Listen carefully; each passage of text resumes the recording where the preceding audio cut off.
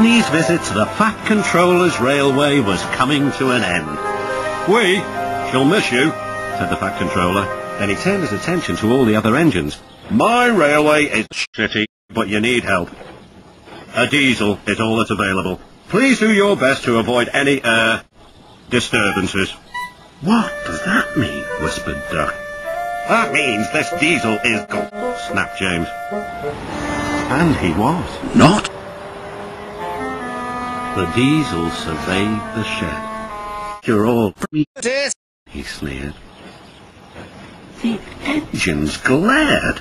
"It's not your fault, but your controller should scrap you and get engines like Stepney. A fill of oil, a touch on the starter, and I'm off. No bother, no waiting. They have to fuck around you for always and always and always." The engines were furious.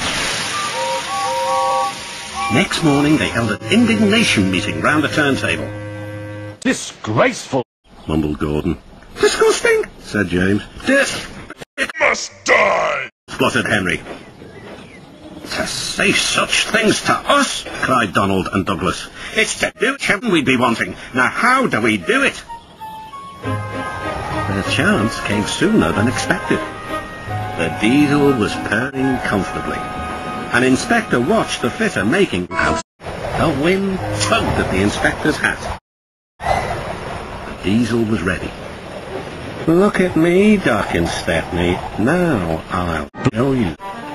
He rolled proudly towards his coaches.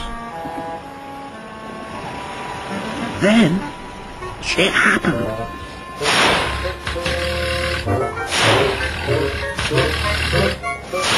Shaking and spluttering, the diesel stopped.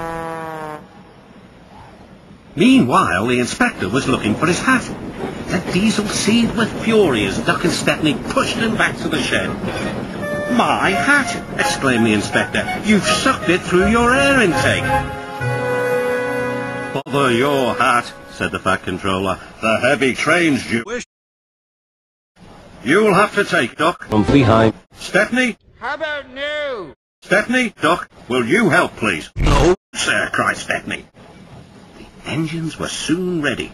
"Gordon will take over. So get the train there. Good luck." "Don't worry," smiled Stepney. "We'll get there and be late too."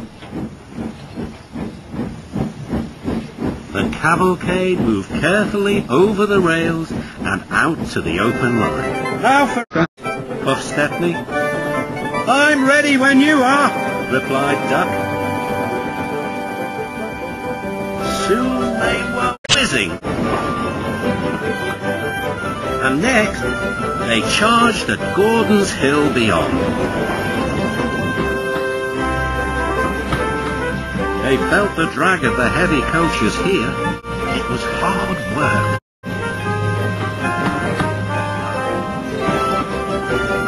At last they were running smoothly along the line towards the big station.